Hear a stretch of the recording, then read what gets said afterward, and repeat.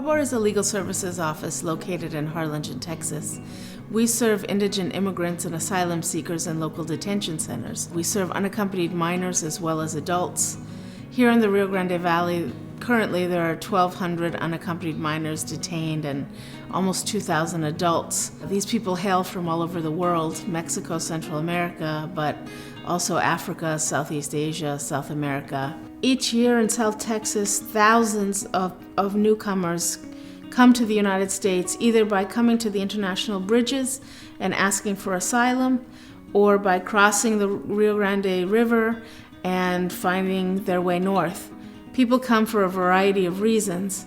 That includes fleeing from persecution, violence, civil strife, for educational opportunities or economic opportunities, or to reunify with family who have been living in the United States for months or years.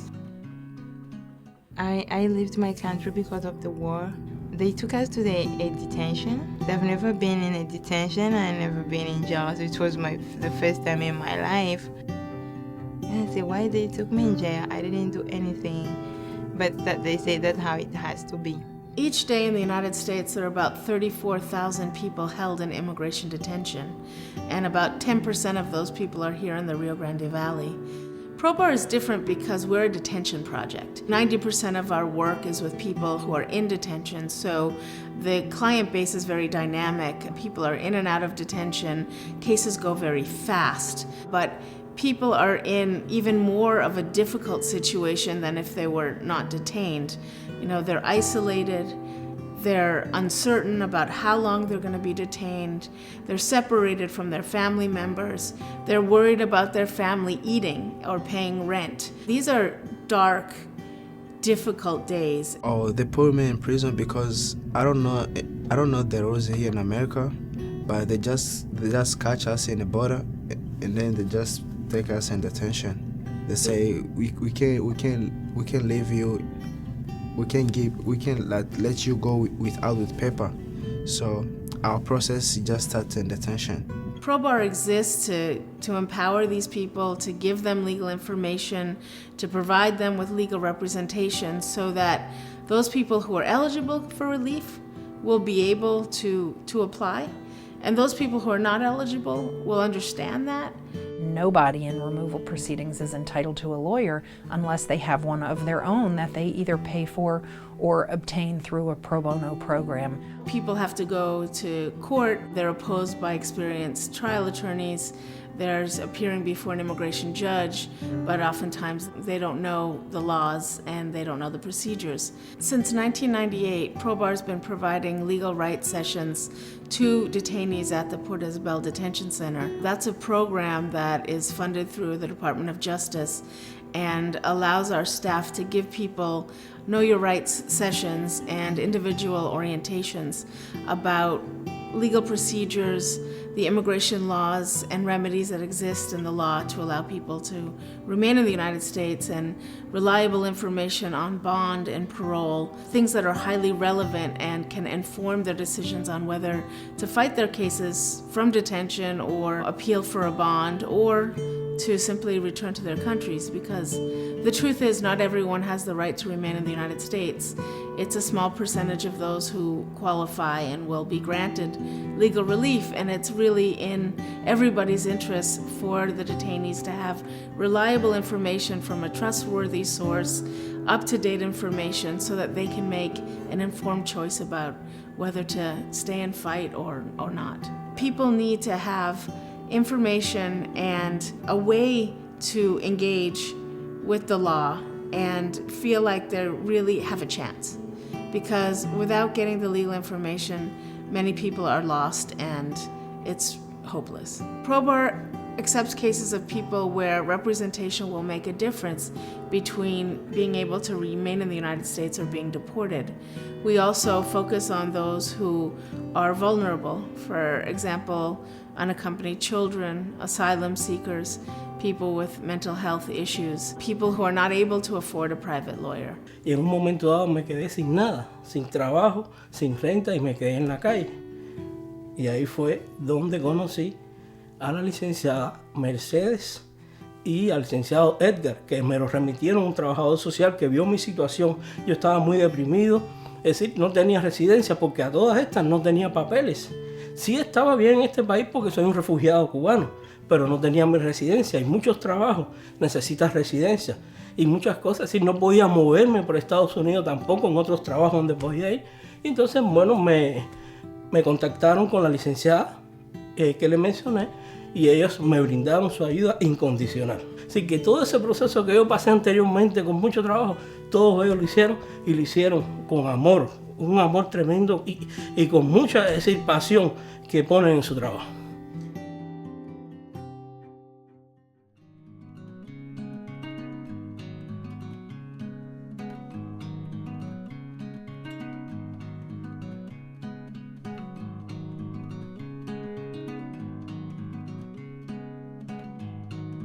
ProBAR exists in Harlingen because back in 1989 there was a real crisis situation in the Rio Grande Valley. I was watching the News Hour with Jim Lehrer, and they were talking about the number of refugees that were crossing the border at Texas, because at that time they had the Civil War going on in Guatemala, El Salvador, and the Contras and Sandinistas were mixing it up in Nicaragua. And there were so many people that were crossing the border that the American Red Cross had set up tent cities along the border.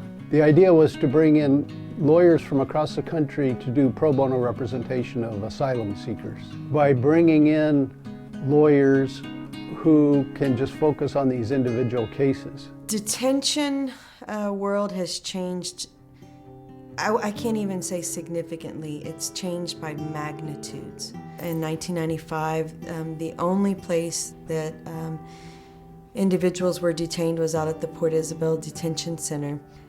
Now, it almost makes me just cry thinking about the numbers. Today, we're nearly 40 staff members.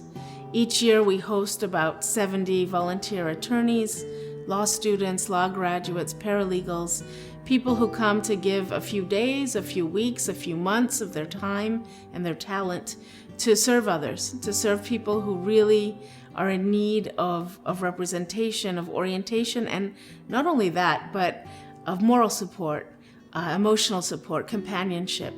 We do more than serve people's legal needs. We help stand by them in a very difficult time in their lives, a time when they're in jail-like situation where they're uncertain about whether they're going to be able to remain in the U.S.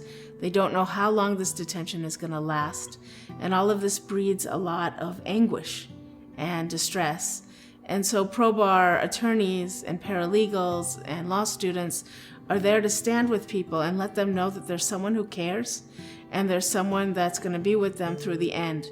And my father was working in a political party for the president election, and that's where everything began.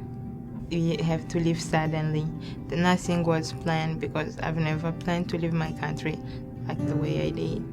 It was really tough.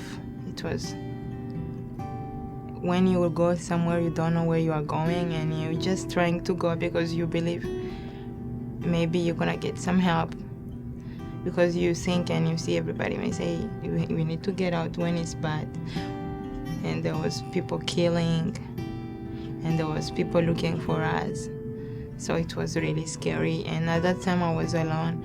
My father was running, my mother and my young sister, and I was really alone. Winning asylum is a consolation prize, that nobody leaves home for no reason. People don't leave their homeland, their family, their country, never knowing if they'll ever see family members again, except when they have to. What we are able to deliver to these clients is not the end, it's only the beginning, but they still have a long struggle in front of them. Si estoy aquí en este país, si estoy aquí, primeramente es por Dios, ¿me entiende? Y después por ProBAR, porque ellos me dieron la mano cuando no tenía nadie que me ayudara, ¿me entiendes? ProBAR fue la última opción que yo tuve en mi vida, ¿me entiendes? Like, si ellos no pueden hacer nada conmigo, like, no sé, que hay en este país, que aquí alguien te va a escuchar, y esa persona no necesita ser No necesitas ser grande. Nomás alguien te va a escuchar. ProBAR provides certain legal services to detained children.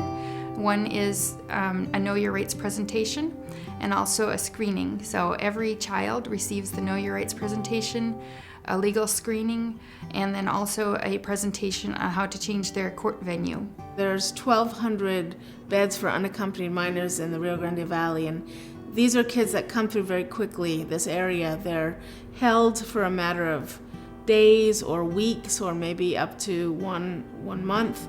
And then they're released to family members or friends in the United States that are their sponsors. People have legal responsibilities and they need to know what they are. And even children as young as 12 or 13 years old, have a capacity for understanding their situation if it's explained to them in a sensitive and child-friendly way. And so we believe that children have the right and the necessity to have this information. There are certain external factors that I think contributed to the dramatic increase in children that are coming to the U.S. One of those phenomenons was the increase in cartel and drug trafficking violence in the border between Mexico and the United States. So like a very chaotic situation in countries that were already poor and already underdeveloped, but definitely not used to this increase in violence and in the circumstances and the types of perpetrators that are large scale and have a lot of money and a lot of weapons. And so the kids started coming more. So I call it the tsunami of children because after that huge abrupt of violence and switching and fighting of powers in the drug trafficking situation in Mexico, that's when we, after enough months, we started seeing the huge increase in children. The only reason the kids don't fall through the cracks is because ProBAR is there. These are kids who are not accustomed to having any faith in their government or even in the adults around them. Unfortunately, a lot of the kids come from homes where they were being mistreated in one way or another. What the Kids Project role in particular is talking to the kids about what their rights are as children, to go to school, to not be hit, to be respected in their families, in their schools, in their communities. What all the actors around the immigration situation are doing is just a response to realities that are in other countries that cause injustice, violence, and suffering of population that decide to risk their lives to escape these realities. ProBAR staff has to not only be smart about immigration laws and representation, but we need to be really sensitive to the emotional issues. And at ProBAR, we stand with our clients and we're committed to supporting them through those days because oftentimes when they get out, if they win their case, what they talk about is how important that accompaniment was, that emotional support, that companionship. I was told that I had a deport order, and that's when, it really hit me. I was like, wow, what do I do now?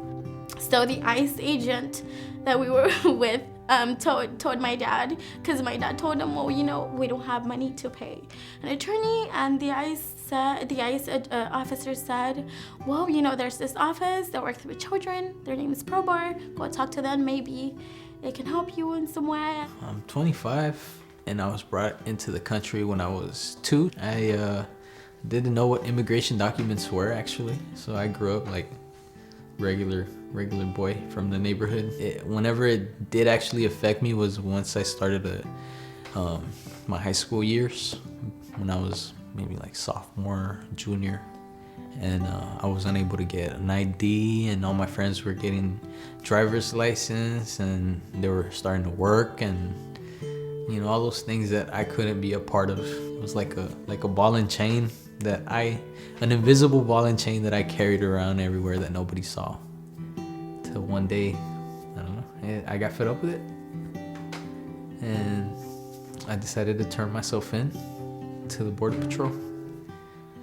We would talk to all these different attorneys, and every single one of them said, no, there's nothing we can do to help you right off the bat. And some would say, nope, there's nothing I can do to help you, but if you pay me X amount of dollars, I'll see what I can do for you. And what they were asking for was like a ridiculous large sum of money, like to pay up front, when they had just said, nope, there's nothing I can do to help you. ProBAR was able to help me, first of all, get my work permit. And then finally on October 1st, 2012, I was able to get my green card. ProBAR's work has a significant impact, not only on the individual person we represent, but also on their family members and on people that are living in countries throughout the world. Our work has lasting impacts on people throughout the world and ripple effects. ProBAR allows us the opportunity to make large and small differences each day. It's a great accomplishment to win an asylum case or to get a visa for a child who's been abused, but I think it's equally important to sit for a half an hour with someone at a detention center and let them talk to you about why they had to leave their country or how difficult the trip was. No teníamos papeles para estar aquí, entonces era una de las cosas, el miedo de ser deportadas y que me deportaran a mí nomás, y ellas a dónde iban a dar, o sea, ese era el miedo mío. El recibir la noticia de que estamos legal, o sea, no me canso de darle gracias a mi Dios y a ustedes por creer en mí, por apoyarme, por usar su tiempo, su dedicación al caso, a mi caso. Ya ahorita que tengo la visa, conseguí un trabajo donde me pagan mejor. Esas familias me siguen apoyando. Me siento más segura porque digo, ok, no, este trabajo no me pagan lo suficiente o no, pues puedo conseguir otro. ¿Y cómo ves a tu mamá ahora en comparación con esos días? Una héroe. ¿Cómo? La veo como una héroe. ProBAR's work changes lives, but not just the lives of our clients. ProBAR changes and profoundly affects us, those of us lucky enough to work at the organization or to come to volunteer for a week or a month or several months. ProBAR allows us the opportunity to have a rewarding career, satisfying work, and to engage with others on a very vital level at a time when they really need the help. ProBAR is so important because of the effect that they have nationwide for generations to come, training all of the lawyers that will be able to represent individuals from here on out. It may be one great thing to win an Eritrean case today, but that lawyer is going to be able to win or at least fight for hundreds of other individuals. Being involved in ProBAR personally has made me love being a lawyer. Part of being a lawyer is making sure that you help the people who have desperate need for your help in the justice system, but don't otherwise have it. And so for me, it has fulfilled a part of what I feel like is my life's purpose, to now be able to help other people so that they can then do wonderful things here in America. You know, once we were down there, the focus shifted, I think, from being, you know, I'm going to get some trial experience to being, well, we really have to prevent this guy from getting deported or he might die. Today is the day I had my first case with final hearing. It's been one of the best days to be a lawyer in my career. I'm thankful for the chance to get to work with ProBAR. I believe in what they do for others. And they do need lawyers to give of their time, the talent of being a lawyer, or even their money. And there are so many ways that you can step up and help ProBAR, because ProBAR is out there helping others every day.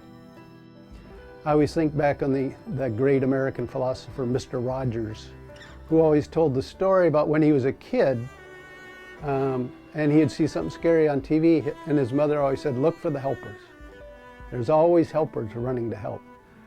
Now you look at people that work at ProBAR, those are the helpers.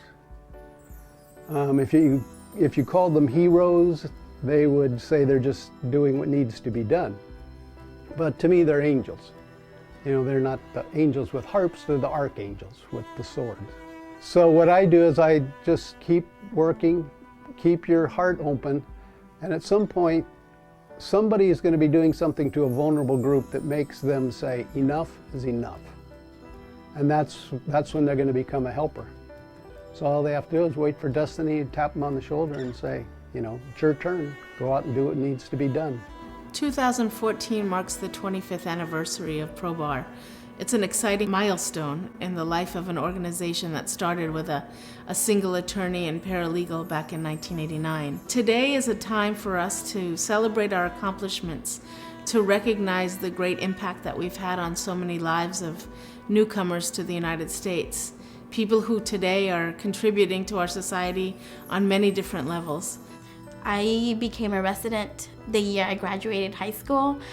I think it was maybe 2 months right before I graduated high school, so it was really amazing. I work here in ProBAR, and you know, the office that helped me, it's a really rewarding job. I want to go to law school and graduate and hopefully help other children when I'm older as an attorney. We have a wonderful staff. They are committed, they're smart, they're energetic. They all came to ProBAR specifically because they really wanted to do this type of work and to change the lives of children. And so for me, there's no greater pleasure than creating a good working environment for my staff and trying to get them what they need in order to do the best job that they can and serve the most children. I don't know what my future has, but I know that the sky's the limit now, and I feel confident. Whenever I go and I interview with potential employers, I look them in the eye now, and whenever they ask me about the dreadful question back then was, do you have papers? This time I go in with all the confidence in the world, and I can talk to them and stand up for myself, and you know, so I feel different now.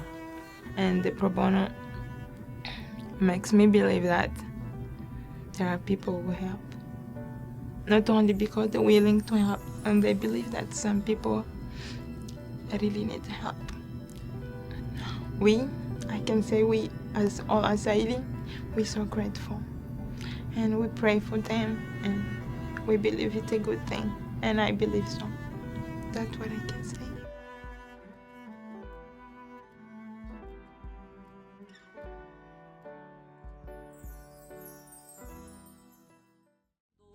Su trabajo la está acabando, es que su santo está en descanso. Todos los días, todas las horas, en esa espuma de sus tristezas, uñas y carne, sudor y fuerzas, todo su empeño, todos sus sueños se van quedando en sus recuerdos, en la memoria de sus anhelos.